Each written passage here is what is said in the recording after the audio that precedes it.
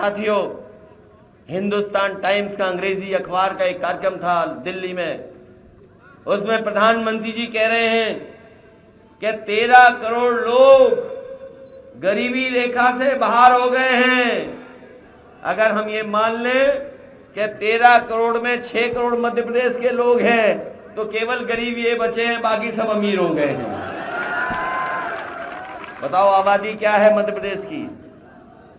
6-7 करोड़, 7 करोड़। तो इसका मतलब ये मान लें हम, अगर प्रधानमंत्री जी की बात मान लें हम, तो उन्होंने कहा कि 13 करोड़ लोग गरीबी रेखा से बाहर हैं। 13 करोड़ लोग, तो इसका मतलब मध्य प्रदेश के सब निकल गए गरीबी से बाहर। केवल समाजवादी सभा में जितने लोग दिखाई दे रहे हैं यही सब गरीब हैं और कोई गरीब नहीं बचा। ये बात मानोगे क्या आप?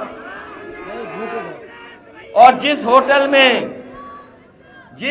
में वो भाषण दे रहे थे, जिस होटल में भाषण दे रहे थे गरीबी पर, बताऊं रोटी की कीमत क्या होगी? एक रोटी की कीमत क्या आप कल्पना कर सकते हो? काली दाल एक प्लेट कितने रुपए की होगी उसमें? सोचो आप, जो कभी तड़के की दाल आप ढाबे पे खा लेते हो, जहां पर प्रधानमंत्री कह रहे थे कि 13 करोड़ गरीब गरीबी रेखा से बाहर हो गए हैं, बताओ तड़के वाली दाल कितने रुपए की होगी? जब मैंने उस होटल का गूगल करके मेनू कार्ड पढ़ा कि इसमें कीमत क्या है, तो जानते हो काली दाल एक प्लेट लोगे तो 1000 रुपए की पड़ेगी। तड़के वाली दाल लोगे उस होटल में तो 950 रुपए की निकलेगी। और जो गेहूं की रोटी आप ढाबे पे मामूली पैसे में खरीद लेते हो, ले लेते हो, पेट भर जाता है, तो वहां 400 रुपए की एक रोटी मिलेगी। बताओ क्या ऐसे लोगों पे आप भरोसा करोगे? और ये बात मैं वो बोलना हूं जो कल बोली उन्होंने। और फिर क्या कहते हैं कि जो हम लोग खाना बांट रहे हैं, जो हम स्कीम में गरीबों को बांट रहे हैं, वो बांटते रहेंगे अगले 5 साल। तो बताओ उनको 13 करोड़ वाली बात मान ले, या वो राशन दे रहे हैं वो वाली बात मान ले? जब चुनाव आया तो राशन बढ़ गया होगा, मुझे नहीं पता मध्य प्रदेश का, लेकिन मैं उत्तर प्रदेश का कह सकता हूं। जब चुनाव आया था तो बीजेपी के लोग सरसों का तेल और घी भी दे रहे थे।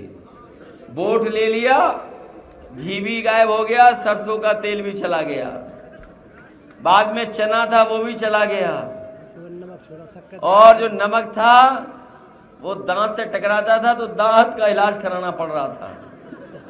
बताओ ऐसा गरीबों को रिफाइंड तेल दिया। राशन में यहां मिल रहा होगा आपको भी, राशन में जो मिल रहा है कुछ नहीं मिल रहा राशन में, तो बीजेपी को वोट क्यों दोगे तुम? कांग्रेस को भी वोट मत देना, बहुत चालू पार्टी है कांग्रेस। सावधान रहोगे कि नहीं रहोगे? बंसल जी बेबंद में दुखी थे, कांग्रेस ने धोखा दे दिया। अरे जब हमें धोखा दे दिया तो तुम कहां के बंसल हो? बंसल जी दुखी है, कांग्रेस ने धोखा दे दिया, हमें पहचाना ही नहीं। अरे भाई जिनकी उम्र 80 साल हो कैसे पहचानेंगे आपको? आप बताओ, हम कोई नाराजगी नहीं है किसी से, लेकिन हम ये मानते हैं, ये स्वीकार करते हैं कि 80 साल के जो लोग होंगे वो कभी कभी पहचानेंगे नहीं। ये गलती हमारी है कि 80 साल के लोगों पे हम लोग भरोसा कर लिए कि वो हमें पहचान रहे होंगे। इसलिए साथियों बहुत सावधान रहना आप इन लोगों से। ये सही है हम लोग शुरुआत कर रहे हैं, लेकिन हमारी शुरुआत मध्य प्रदेश में ऐसी ही रहेगी। लगातार हम लोग काम करते रहेंगे और हमें भरोसा अपने बुजुर्गों पे भी है, नौजवानों पे भी है कि ये नौजवान हमारी मदद करेंगे, क्योंकि इनका हमारा साथ बहुत लंबा रहेगा।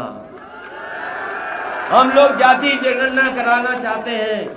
बताओ आप लोग जाति जनगणना कराना चाहते हो कि नहीं कराना चाहते हो? इनकी बातों में मत आना, बीजेपी और कांग्रेस की बातों में। कांग्रेस भी जाति जनगणना कहने लगी है। ये इसलिए कहने लगी क्योंकि उनका जो वोट था, खुद का जो वोट था, वो सब बीजेपी में चला गया। उन्हें वोट लेने के लिए जाति जनगणना करा रहे हैं। हम समाजवादी लोग आपको हक सम्मान दिलाने के लिए जाति जनगणना कराना चाहते हैं।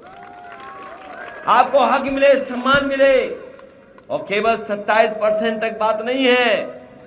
अगर बीजेपी के लोग आरक्षण की सीमा तोड़ सकते हैं तो हम आपको भरोसा दिलाते हैं, आज नहीं कल जब कभी हम लोग लड़ाई जीतेंगे, और मुझे पूरा भरोसा है 24 में उत्तर प्रदेश में लड़ाई समाजवादी लोग जीतने जा रहे हैं, और लड़ाई जीत करके देश में जाति जनगणना होगी। और जाति जनगणना के साथ साथ जो जितनी आबादी का है उसको उसी आबादी के हिसाब से हक सम्मान दिलाने का काम हम समाजवादी लोग मिलकर के करेंगे।